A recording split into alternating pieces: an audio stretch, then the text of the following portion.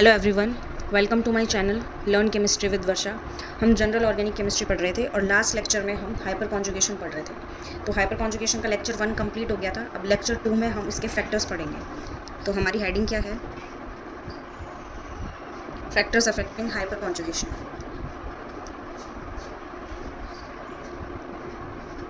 Factors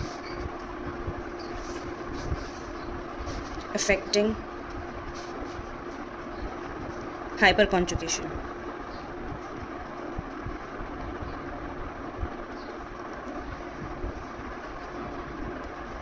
factors affecting hyper conjugation में सबसे first जो फैक्टर है वो क्या है? Stability of intermediate. फर्स्ट है स्टेबिलिटी ऑफ इंटरमीडिएट्स। ठीक है, यहाँ पे हमने 2 इंटरमीडिएट्स पढ़े थे। मतलब जो हाइपर कॉन्जुगेशन है वो किस किस में ऑब्जर्व किया जाता है? कार्बोकेटाइन में और फ्री रेडिकल में। तो ये जो इंटरमीडिएट है ये यहाँ पे कार्बोकेटाइन और फ्री रेडिकल की ही बात कर रहा है। ठीक है, तो स्टेबिलिटी कैसे इफेक्ट होगी इससे वो हम देखते हैं। एग्जाम्पल लेते हैं हम। फॉर एग्जाम्पल हम लेते हैं कार्बोकेटाइन CH3 CH3 पॉजिटिव। ये है प्राइमरी कार्बोकेटाइन,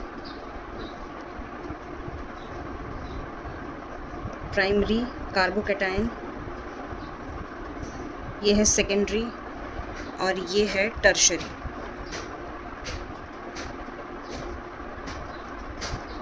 ठीक है, ये है tertiary carbocation. Primary, secondary, tertiary हम इसको किस बेसिस पे बोलते हैं कि ये जो कार्बन है इससे जो कार्बोकेटाइन है जो ये इस पर 1 कार्बन अटैच है, इस पर 2 कार्बन अटैच है और इस पर 3 कार्बन अटैच है। अब हम स्टेबिलिटी कैसे फाइंड आउट करेंगे? सबसे पहले हम क्या करेंगे? अल्फा एच फाइंड आउट करेंगे। तो इसमें वही स्टेप्स है। सबसे पहले अल्फा एच फाइंड आउट करने के लिए हमें अल्फा कार्बन फाइंड आउट करना पड़ेगा, उसके बाद अल्फा एच फाइंड आउट करेंगे। तो इसमें जो अल्फा कार्बन है वो कौन कौन से हैं? इसमें अल्फा कार्बन ये है, इसमें अल्फा कार्बन ये है, इसमें ये है, ये है, ये है और ये है। और जो अल्फा कार्बन है उससे अटैच जो हाइड्रोजन है वो अल्फा हाइड्रोजन है। तो number of alpha hydrogen count करो, इसमें कितने हैं? इसमें 3 है, इसमें 6 है और इसमें 9 है। तो क्या है कि जितने अल्फा एच होंगे उतने ही ज़्यादा जो है डीलोकलाइजेशन ऑफ इलेक्ट्रॉन्स होगा। इलेक्ट्रॉन्स का डीलोकलाइजेशन उतना ही ज़्यादा होगा और जितना डीलोकलाइजेशन होगा उतने ही ज़्यादा हाइपर कॉन्जुगेटिव स्ट्रक्चर्स बनेंगे। ठीक है, और जितने ज़्यादा हाइपर कॉन्जुगेटिव स्ट्रक्चर्स बनेंगे वो जो कंपाउंड है वो उतना ही ज़्यादा स्टेबल होगा। ठीक है, तो हम लेफ़्ट टू राइट मूव कर रहे हैं। जब हम on moving left to right,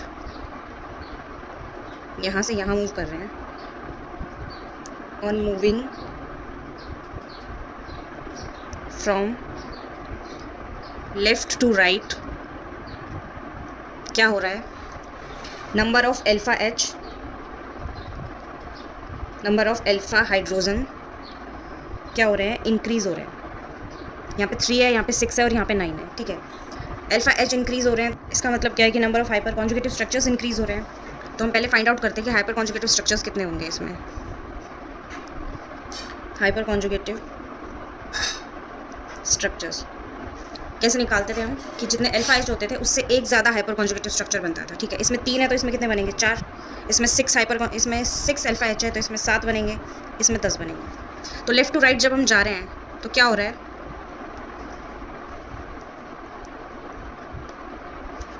On moving from left to right, number of alpha H increases, delocalization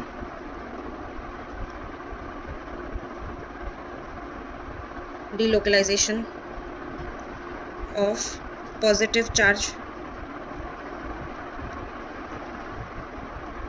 increases। ठीक है, और क्या होगा इसमें? As a result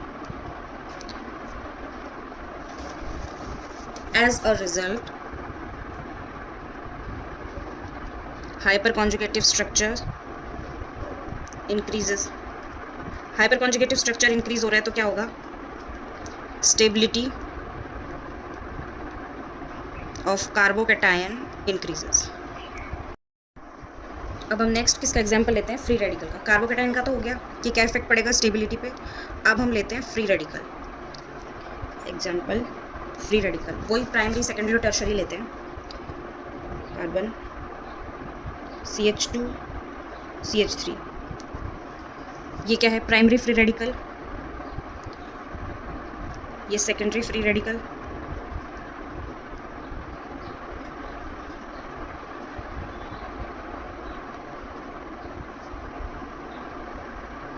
और ये टर्शरी फ्री रेडिकल।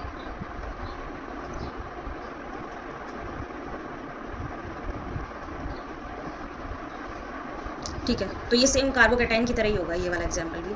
इसमें क्या हो रहा है, वही नंबर ऑफ अल्फा H निकालते हैं हम। अल्फा H कितने हैं इसमें? ये अल्फा कार्बन है, ये अल्फा कार्बन है, ये अल्फा कार्बन है, यहाँ पे ये alpha alpha alpha. Alpha carbon find out कर लिया, अब अल्फा हाइड्रोजन फाइंड आउट करते हैं। अल्फा हाइड्रोजन कितने हैं इसमें? 3, इसमें 6 और इसमें 9। अब हम क्या करेंगे, लेफ़्ट टू राइट मूव करते हैं। अगर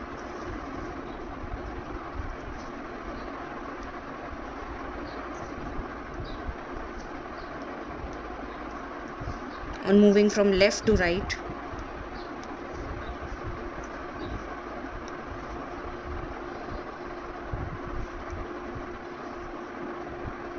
क्या होगा लेफ़्ट टू राइट मूव करने पे? On moving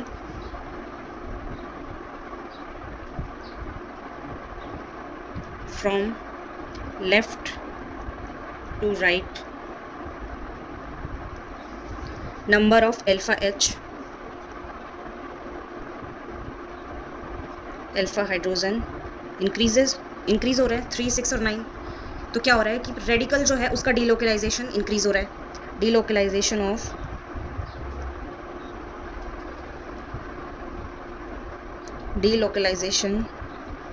of free radical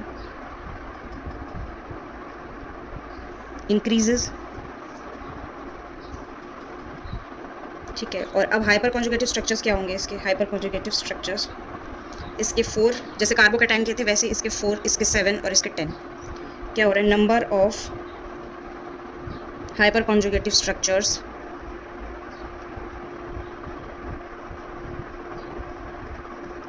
increases. तो क्या होगा? एज अ रिजल्ट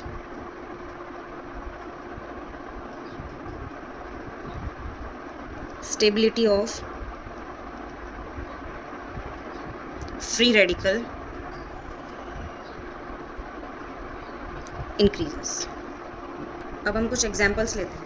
जो स्टेबिलिटी ऑफ इंटरमीडिएट पढ़ रहे हैं हम, इसमें फ्री रेडिकल और कार्बोकैटायन जो है इस पर स्टेबिलिटी पे सेम ही इफेक्ट पड़ रहा है। तो हम कोई भी जैसे कार्बोकैटायन का एग्जांपल ले लें या फ्री रेडिकल का ले लें, दोनों में सेम इफेक्ट पड़ेगा, मतलब स्टेबिलिटी दोनों में इंक्रीज होगी। तो हम कार्बोकैटायन का एग्जांपल ले लेते हैं। Example CH2 CH3 CH2 CD3 CH2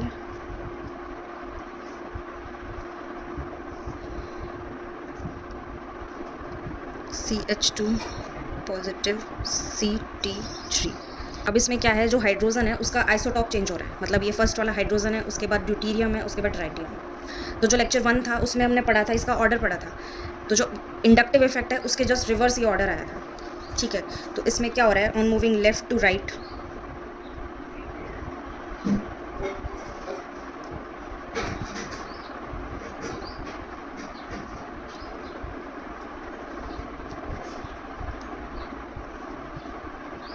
on moving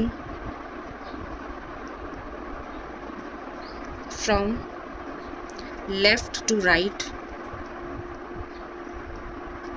plus H effect जो है, मतलब जो CH3 है, CD3 है और CT3, ये प्लस H इफेक्ट दिखाते हैं। हमने पढ़ा था लेक्चर 1 में CH3 CD3 और CT3, ये क्या दिखाते हैं? Plus H। और माइनस H कौन दिखाते हैं? CF3 CCl3 CBr3 CI3। ठीक है, तो यहाँ पे क्या होगा, प्लस H इफेक्ट देख रहे हैं हम इसका। तो क्या होगा, लेफ़्ट टू राइट जब हम जाएंगे तो स्ट्रेंथ ऑफ ओवरलैपिंग है वो इंक्रीज़ हो रही है, इसमें सबसे ज़्यादा होगी, क्योंकि जो हैवियर आइसोटॉप्स है वो स्ट्रॉन्ग बॉन्ड बनाते हैं। स्ट्रॉन्ग बॉन्ड बनाते हैं तो इसका मतलब क्या होगा कि हाइपर कॉन्जुगेशन इसमें सबसे कम होगा, क्योंकि हाइपर कॉन्जुगेशन क्या होता है? नो बॉन्ड रेजोनेंस, उसमें बॉन्ड टूटना चाहिए, मतलब बॉन्ड वीक होना चाहिए, तभी वो हाइपर कॉन्जुगेटिव स्ट्रक्चर्स जो है वो ईजिली बन पाएगा। तो क्या होगा कि लेफ़्ट टू राइट जब हम मूव कर रहे हैं तो strength of plus H effect जो है, strength of plus H effect strength of plus H effect decrease हो रहा है। अगर स्ट्रेंथ डिक्रीज हो रही है तो इसका मतलब क्या हुआ, स्टेबिलिटी भी डिक्रीज हो जाएगी। स्टेबिलिटी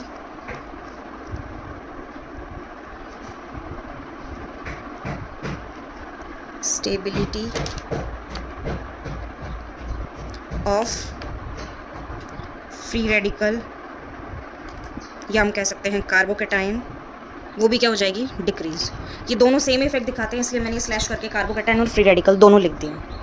इसमें अगर जैसे मैं थोड़ा और एलेबोरेट करके बताऊं तो strength of plus H effect जो है वो इंक्रीज हो रही है इसमें, लेफ्ट टू राइट मूव करने पर, सॉरी डिक्रीज हो रही है।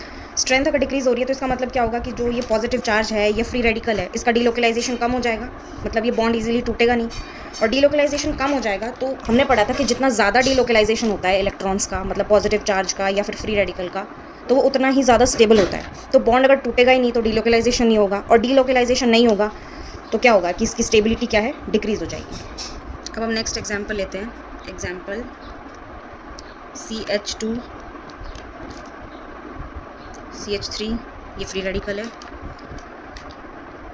CH3 CH2 CH2, फिर एक और एग्जांपल है CH3 CH2 CH2 और CH2, और ये फ्री रेडिकल। इसमें हम देखते हैं कि स्टेबिलिटी का क्या ऑर्डर होगा। ठीक है, लेफ़्ट टू राइट मूव करने पे क्या होगा,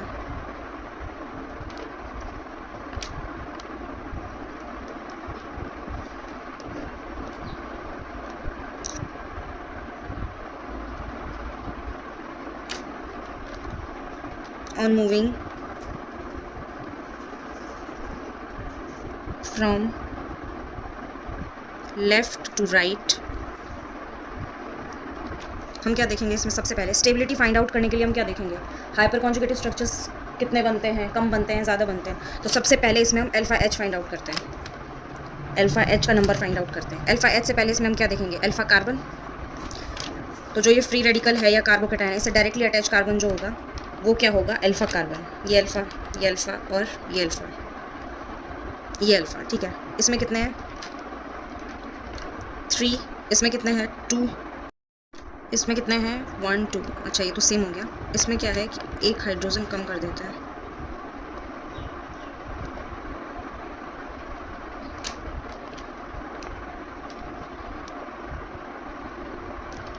CH3। अब देखते हैं इसमें अल्फा एच कितने हैं, 1,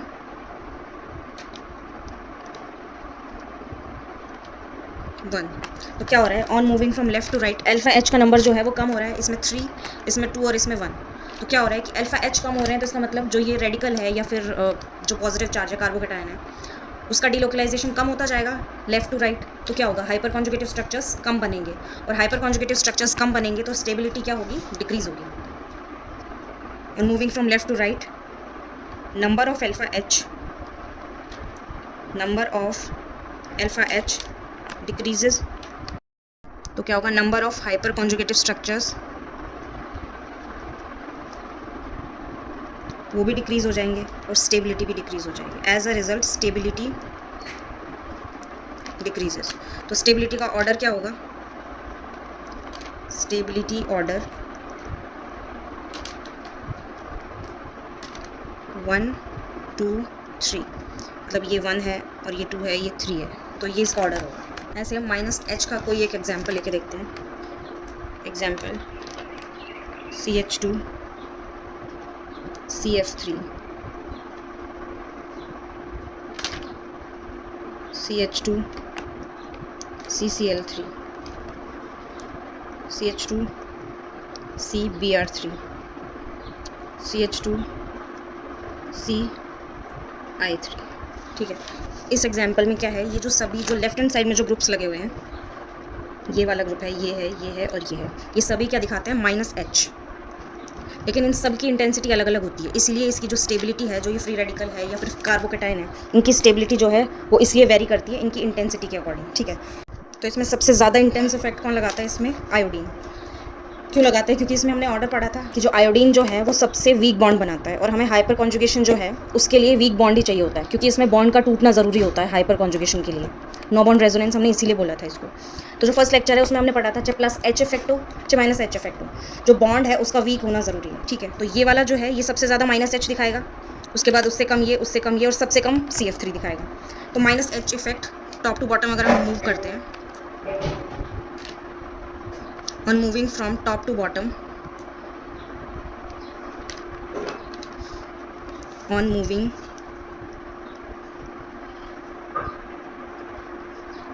from top to bottom,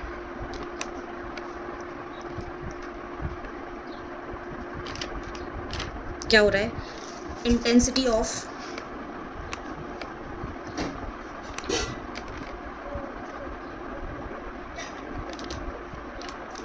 minus H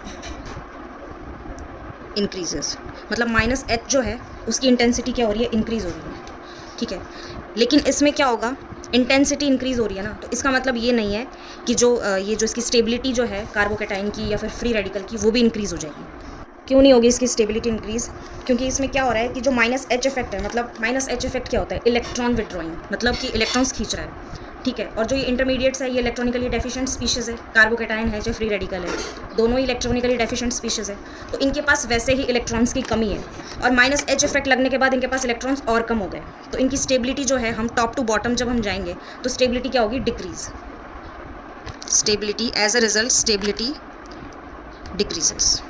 तो हमने पहला फैक्टर पढ़ लिया। अब सेकंड फैक्टर क्या है, stability of alkene. Second factor क्या है, स्टेबिलिटी ऑफ एल्कीन, ठीक है। अब एल्कीन की स्टेबिलिटी हम कैसे देखेंगे, इसमें एक ट्रिक है, उस ट्रिक के अकॉर्डिंग हम स्टेबिलिटी फाइंड आउट करेंगे। इसमें क्या होता है, सबसे ज़्यादा स्टेबल जो है वो क्या होता है, कॉन्जुगेटेड एल्कीन। कॉन्जुगेटेड एल्कीन्स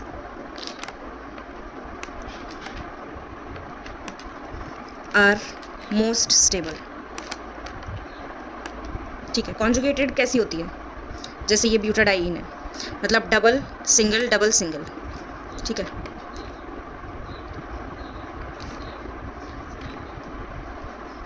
और नेक्स्ट पॉइंट क्या है, unsymmetrical alkenes are stable than symmetrical alkenes. Unsymmetrical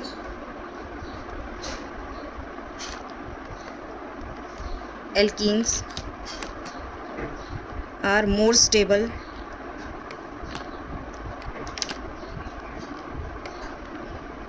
than symmetrical alkenes.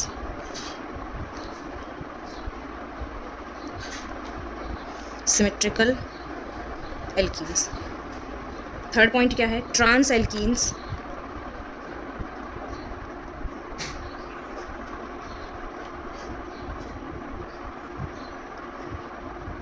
trans alkenes are more stable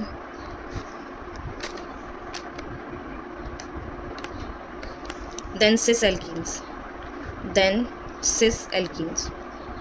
ठीक है। ये 3 पॉइंट्स है ना, इनको लर्न करना है, तो इसका हम एक अगर पिक्टोरियल बनाए तो एक शॉर्ट में पिक्टोरियल बना लेते हैं। क्या है कि सबसे पहले हम लिखते हैं कॉन्जुगेटेड और नॉन कॉन्जुगेटेड, इनमें कौन ज़्यादा स्टेबल है, कॉन्जुगेटेड, ठीक है।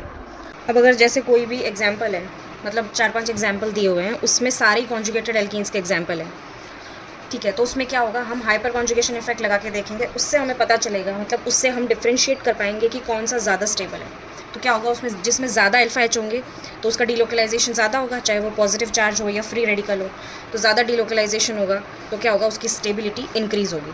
तो हम यहाँ क्या लिख सकते हैं, number of alpha H increases as a result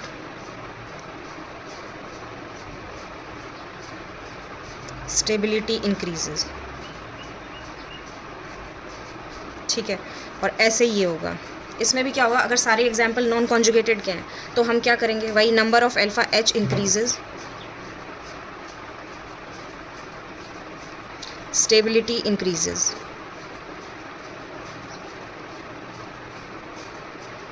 अब क्या होगा, अगर अल्फा एच भी सेम है, मतलब सारे कॉन्जुगेटेड हैं, उनमें सारे अल्फा एच भी सेम है, तो हम क्या करेंगे फिर, फिर उसमें कुछ ना कुछ डिफरेंस ज़रूर होगा। उसमें क्या होगा कि जो अनसिमेट्रिकल होगी, जो ये वाला जो लिखा था हमने, unsymmetrical alkenes are more stable than symmetrical alkenes. ठीक है, अनसिमेट्रिकल एल्कीन्स क्या होते हैं, जिसमें प्लेन ऑफ सिमेट्री जो है, प्लेन जो हम लगाते हैं सिग्मा, जो ग्रुप थ्योरी में पढ़ते हैं सिग्मा, वो एब्सेंट होता है। और सिमेट्रिकल क्या होते हैं, जिसमें प्लेन जो है वो प्रेजेंट होता है। तो इसमें क्या है कि अगर नॉन कॉन्जुगेटेड है सारे और अल्फा एच भी सेम है, तो हम क्या करेंगे, जो अनसिमेट्रिकल जो है, अनसिमेट्रिकल एल्कीन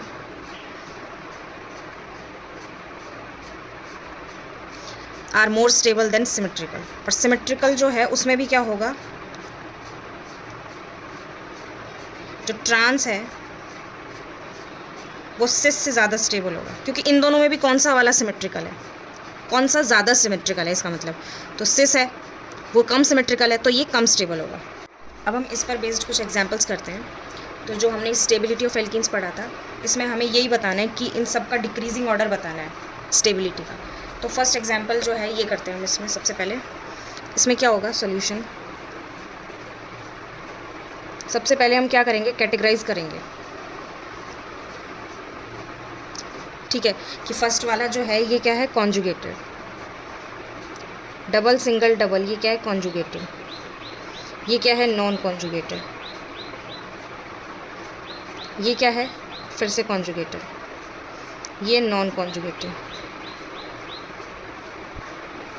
और ये नॉन कॉन्जुगेटेड। ठीक है, तो अब क्या होगा, सबसे पहले हमने क्या लिखा था, जो कॉन्जुगेटेड एल्कीन्स है वो मोस्ट स्टेबल एल्कीन्स होती है। ठीक है, क्योंकि उसमें सबसे ज़्यादा डीलोकलाइजेशन होता है। जैसे ये होता है ना, जैसे ये एल्कीन है तो इसमें डीलोकलाइजेशन हो रहा है, ये एल्कीन है इसमें ये डीलोकलाइजेशन हो रहा है, यहाँ से यहाँ, यहाँ से यहाँ, यहाँ से ये अगर और सिंगल बॉन्ड होता है तो इसमें क्या होता है, डीलोकलाइजेशन ज़्यादा होता है, तो इसकी स्टेबिलिटी जो है वो इंक्रीज़ हो जाती है। जो नॉन कॉन्जुगेटेड होता है उसमें स्टेबिलिटी इतनी नहीं इंक्रीज़ होती है, क्योंकि उसमें क्या होता है, डीलोकलाइजेशन नहीं हो पाता है इतना। ठीक है, तो हम क्या करेंगे, सबसे पहले कॉन्जुगेटेड कौन से हैं, ये दोनों हैं, ये दोनों कॉन्जुगेटेड है, तो ये दोनों इन सबसे ज़्यादा स्टेबल होंगे, मतलब 1 एंड 3, ये किन से ज़्यादा स्टेबल होंगे, 2, 4 और 5, 2, 4 एंड 5। ठीक है, तो हम डायरेक्ट पहले ऑर्डर लिख देते हैं ये। अब इन दोनों में अगर हम कंपैरिजन करते हैं तो हम क्या करेंगे, अल्फ़ा एच फाइंड आउट करेंगे। तो सबसे पहले हम क्या करेंगे, इसमें जो कॉमन वाला पोर्शन है उसको हम अलग कर देते हैं। ठीक है, ये वाला कॉमन पोर्शन है, ये वाला। ठीक है, अब हम इसमें अल्फ़ा एच फाइंड आउट करते हैं। अल्फ़ा एच, ठीक है, इसमें कितने हैं, 1 2, इसमें कितने हैं, 1 2 3 4 5। ठीक है, हम ये वाला अल्फ़ा एच क्यों नहीं ले रहे, क्योंकि हम अल्फ़ा एच जो है वो देखते हैं जो sp3 हाइब्रिडाइज्ड कार्बन होना चाहिए उसमें। ठीक है, ये यहाँ पे क्या है, sp2 हाइब्रिडाइज्ड। तो हम स्टेबिलिटी ऑर्डर लिखेंगे, अगर स्टेबिलिटी ऑर्डर, तो 3 इज़ मोर स्टेबल देन 1। उसके बाद हम करते हैं सेकंड, फोर्थ और फिफ्थ में करते हैं। अब इसमें भी हम कॉमन पोर्शन निकाल लेते हैं। ठीक है, कॉमन कौन सा है, ये वाला, ये वाला और ये वाला। ठीक है, अब हम इसमें अल्फ़ा एच फाइंड आउट करते हैं। इसमें कितने हैं, 0, इसमें कितने हैं, सॉरी इसमें 0 नहीं है, इसमें इसका फाइंड आउट करना है। तो यहाँ पे 2 हाइड्रोजन, यहाँ पे 2 हाइड्रोजन, 4। यहाँ पे कितने हैं, 3 वैलेंसी तो कार्बन की पूरी हो रही है, 1 हाइड्रोजन कंप्लीट करेगा, तो 1 और 2, यहाँ पे 2 है। यहाँ पे कितने होंगे, 1 2 3 4 5 6 7, यहाँ पे 7 है। तो इनमें सबसे ज़्यादा स्टेबल कौन सा होगा, 5th, उसके बाद 2nd, और उसके बाद 1 2 3 4, 4th होगा। अब हम एग्जाम्पल 2 करते हैं। एग्जाम्पल 2 में क्या करते हैं, सॉल्यूशन। ठीक है, इसमें क्या है, वही हम फिर से कैटेगराइज कर देते हैं, कौन सा कॉन्जुगेटेड है, कौन सा नॉन कॉन्जुगेटेड है। ठीक है, ये क्या है, कॉन्जुगेटेड, ये नॉन कॉन्जुगेटेड, ये भी नॉन कॉन्जुगेटेड, और ये भी नॉन कॉन्जुगेटेड। तो इनमें सबसे ज़्यादा स्टेबल कौन सा होगा, फर्स्ट वाला। स्टेबिलिटी ऑर्डर लिखते हैं हम, स्टेबिलिटी ऑर्डर,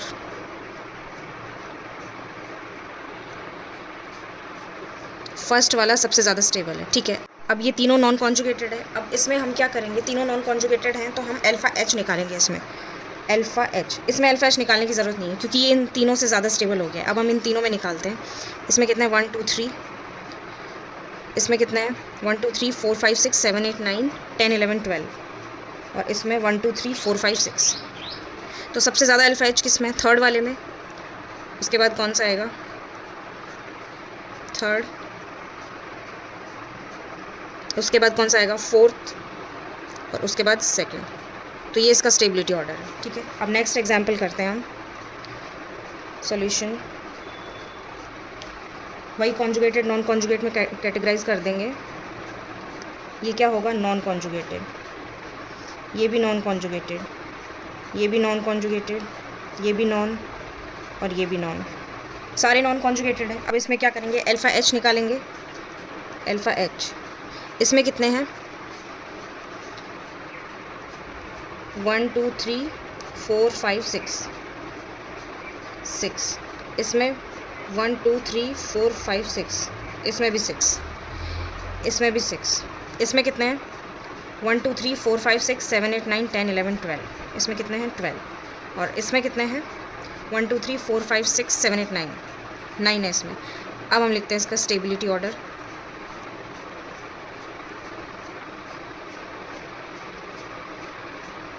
स्टेबिलिटी ऑर्डर, ठीक है। सबसे ज़्यादा अल्फ़ा एच इसमें है 1 2 3 4, उसके बाद फिफ्थ में है। उसके बाद इन तीनों में सेम है। अब तीनों में अल्फ़ा एच सेम है तो हम क्या देखेंगे? इसमें सिमेट्रिकल और नॉन सिमेट्रिकल। ये दोनों सिमेट्रिकल है क्योंकि ये सिस है और ये ट्रांस है, और ये जो है ये अनसिमेट्रिकल है। ठीक है, अनसिमेट्रिकल कैसे है? इसमें जो कार्बन है इसके पास एक हाइड्रोजन और एक मिथाइल है, इसके पास भी एक हाइड्रोजन एक मिथाइल है, और इसके पास भी ऐसे ही है। बस इनका जो 3D ओरिएंटेशन है वो अलग है। ये ट्रांस है और ये सिस है। इसमें क्या है? इस कार्बन के पास 2 हाइड्रोजन है और इस कार्बन के पास 2 मिथाइल है, तो ये क्या हो गया? अनसिमेट्रिकल। तो अब कौन सा आएगा? सेकंड। सेकंड। उसके बाद कौन सा आएगा? फोर्थ, फिफ्थ, और उसके बाद सेकंड हो गया। Fourth, fifth, second. अब इन दोनों में से कौन सा वाला ज़्यादा सिमेट्रिकल है? ये वाला ज़्यादा सिमेट्रिकल है, सिस वाला, तो ये लास्ट में आएगा। और उसके बाद आएगा 3, उसके बाद 1, 4 5 2 3 1। अब हम एग्जाम्पल फोर्थ लेते हैं। सॉल्यूशन इसमें भी हम क्या करेंगे? कैटेगराइजेशन कर देंगे। इसमें भी ये सारे नॉन कॉन्जुगेटेड के एग्जाम्पल हैं, तो हम सीधे अल्फ़ा एच निकालते हैं। अल्फ़ा एच इसमें कितने हैं? ये अल्फ़ा है, ये अल्फ़ा कार्बन है, ये अल्फ़ा कार्बन है, ये अल्फ़ा कार्बन है। अल्फ़ा कार्बन है तो इसका मतलब क्या होगा? पहले हम अल्फ़ा कार्बन लिख देते हैं सारे। ये अल्फ़ा है, ये अल्फ़ा है, अल्फ़ा अल्फ़ा, यहाँ पे alpha alpha alpha alpha alpha carbon, alpha carbon. अब हम हाइड्रोजन लिखते हैं। इसमें कितने हाइड्रोजन है? इस कार्बन पे 2 हैं, 1 2 3 4 5 और 6। यहाँ पे 1 2 3 4 5, यहाँ पे नहीं है, यहाँ पे एक भी नहीं है, यहाँ पे भी एक भी नहीं है, तो यहाँ पे 0 हो गया। उसके बाद यहाँ पर कितने हैं? 1 2 3 4 5 6 7 8 9, और यहाँ पे एक है 10। अब इसको स्टेबिलिटी के डिक्रीजिंग ऑर्डर में हम लिखते हैं। स्टेबिलिटी ऑर्डर सबसे ज़्यादा अल्फ़ा एच किस में? इसमें 1 2 3 4 4 1 2 4 1 2 और 3, ये इसका स्टेबिलिटी ऑर्डर है। ठीक है, नेक्स्ट एग्जाम्पल नंबर 5। ये भी सारे नॉन कॉन्जुगेटेड के एग्जाम्पल हैं। अब इसमें वही हम अल्फ़ा एच फाइंड आउट करते हैं। अल्फ़ा एच, ये अल्फ़ा कार्बन है, ये अल्फ़ा कार्बन है, alpha alpha alpha alpha alpha, ये alpha carbon alpha carbon alpha alpha carbon. यहाँ पे ये अल्फ़ा है, अल्फ़ा, ये अल्फ़ा कार्बन है, ये वाला है। ठीक है, अल्फ़ा एच कितने होंगे इसमें? फर्स्ट वाले में कितने होंगे? 1 2 3 4, 4 अल्फ़ा एच। यहाँ पे 1 2 3 4 5 6 7 अल्फ़ा एच। यहाँ पे कितने होंगे? 1 2, यहाँ पे 1 2 3 4 5 6 7 8 9 10 10 होंगे यहाँ पे कितने होंगे 1 2 3 4 और यहाँ पे एक है 5। ठीक है, अब स्टेबिलिटी ऑर्डर लिखते हैं। स्टेबिलिटी ऑर्डर सबसे ज़्यादा स्टेबल फोर्थ, उसके बाद सेकंड, उसके बाद fifth, fourth second fifth first और थर्ड, ये स्टेबिलिटी ऑर्डर है। ठीक है।